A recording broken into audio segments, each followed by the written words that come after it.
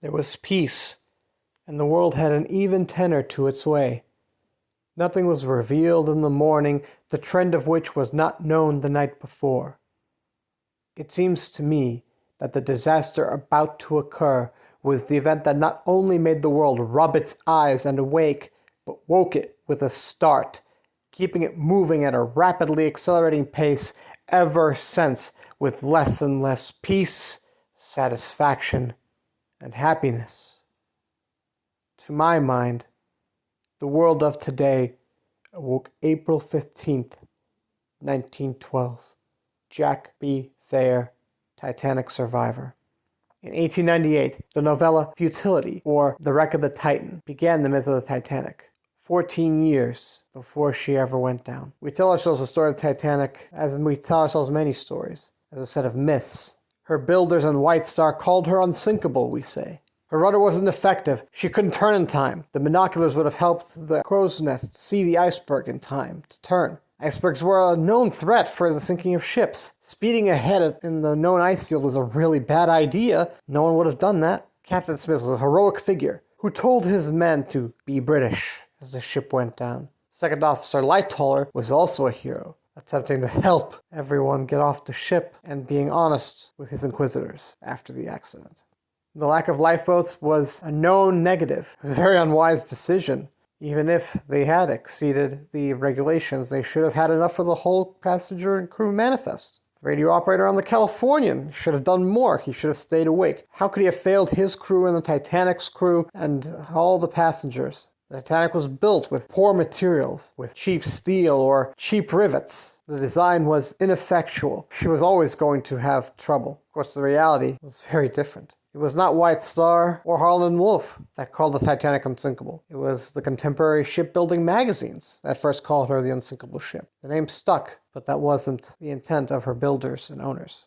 When the Titanic spotted the iceberg, it was less than a ship length away. The ship sank in the eye of the storm. Who had ever heard of the North Atlantic being calm as a mill pond? Evaluations of the water temperatures around the sinking site, both from the Titanic's passengers' recollections and from other ships, confirms that they were most likely caught in the eye of a low-pressure system. As National Geographic explored, such phenomena create a cold weather mirage. The horizon bends above where the iceberg could have possibly been and hid her from view. And in such weather, the binoculars would have actually made the situation much worse. For not only was in the cold the visibility through the glass worse, not only would they be looking at a small fragment of the horizon instead of the much bigger amount of it you can see without using binoculars. But if there's a mirage raising the horizon preventing you from seeing the berg, looking closer will do you no good. But why should they have worried about icebergs? After all, at the time of the sinking, no one in living memory had heard of a ship hitting an iceberg and sinking. This is something that everyone forgets to say. Speeding forward through the ice floes was considered the standard practice, not for any foolhardy vanity, but because the fear was of damage to the ship, not of sinking. That's also why the ship's watertight compartments were designed the way they were. They were designed for sharp, acute impacts at specific points, not for what actually happened to him. As for Captain Smith, shortly before the sailing of the ship, he was quoted as saying, "When anyone asks how I can best describe my experience in nearly 40 years at sea, I merely say uneventful. Of course there have been winter gales, and storms, and fog, and the like, but in all my experience, I have never been in an accident of any sort worth speaking about. I never saw a wreck, I never have been wrecked, nor was I ever in any predicament that threatened to end in disaster of any sort. You see, I'm not very good material for a story." Of course, this charmed career would end up dooming both himself and his charges. He froze when he realized the ship was sinking. He showed no leadership, gave no concrete plans. In fact, Second Officer Lightoller had to remind him about getting women and children into the boats once he did give the order to swing them out. He did give that order quickly, but then of course it took 40 minutes after the initial order to swing out the boats for him to suggest getting women and children into the boats. Once again, after the prompting by Officer Lightoller. The lifeboats were also, of course, dropped in the wrong order, starting from the rear of the ship from the front last, which is of course how those two collapsible boats wound up flipping upside down and almost succumbing to the waves attached to the davits as the bridge went under the water. Lightoller himself, though Walter Lord shows him as a hero, was a company man. He was one of the most vociferous opponents of the eyewitness testimony that the ship broke in two. Eyewitnesses that included Jack Thayer, a young first-class teenage passenger, who was close enough to the ship to see what happened because he, as a young man, was not able to get in the lifeboat. He had to jump over the side, and he wound up holding on to the same collapsible boats that Lightoller and many other male survivors used to escape. Of course, the lifeboats themselves, who would have known that they would have actually saved anyone at all? At the time, rescues at sea where another ship had not shown up to the wreck site were very rare. The Titanic was the first major rescue of lifeboats. In fact, nothing quite like it has ever been achieved since. Sinking was considered a death sentence for all aboard. Speaking of which, radio operators are actually not part of a ship's crew at the time. They were officers of the Marconi Corporation, the corporation that actually built and licensed the telegraph equipment. This oversight was, of course, what led to the fact that there was no 24-hour watch on the Californian. And yet, despite all this, the survival of the Titanic's passengers that did make it was the first rescue at sea thanks to the power of radio. Had it not been for the radio operators on the Titanic and the Carpathia, we would not know any survivor stories, for none of them would have made it out of the cold North Atlantic. Another thing we tend to not think about. We cannot call the Titanic a poor design. As I already mentioned, she was designed to survive something very different than what happened to her. And if you look at all other famous shipwrecks, the ships that go down capsize, roll over. The Titanic did not. Part of it was, in fact, due to the heroic efforts of her engineers keeping the pumps running and trimming ballast as best they could. But regardless, she still managed to sink almost straight down, only a small cant of 9 degrees the entire time she was sinking, despite the flooding of Scotland Road, which was a passageway all the way down the ship, but only on one side. No capsizing, and she survived 40 minutes than she was expected to. On top of that, research done since her sinking has revealed the pressure icebergs exert on a hull would have been too strong for any rivets to take, whether she was made of the best quality steel or not. Additionally, the iceberg did not cut a hole into the steel. In fact, she barely hit it. She hit it just enough for the vibrations to shake the rivet heads loose. Too big with too small a rudder, huh? At less than the ship length, she almost made it out. Alas, this unimaginable and never repeated tragedy could not have been prevented,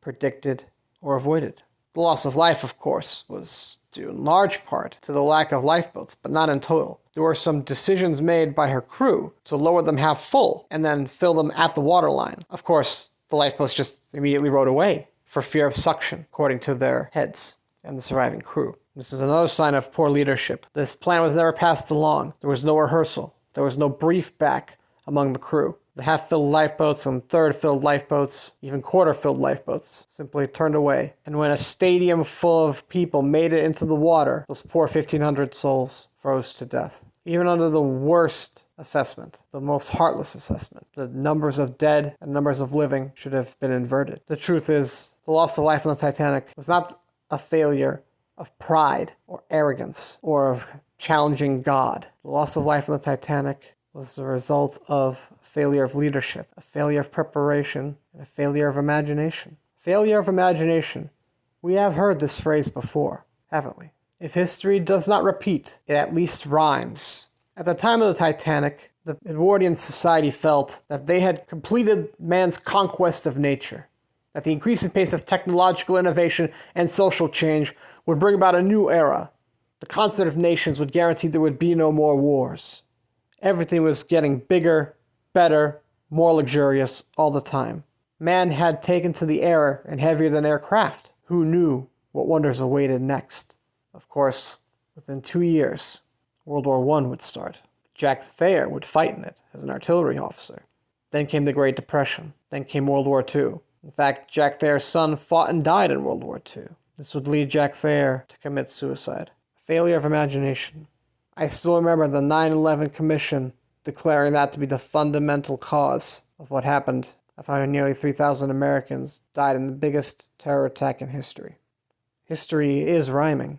We believe we have control over nature.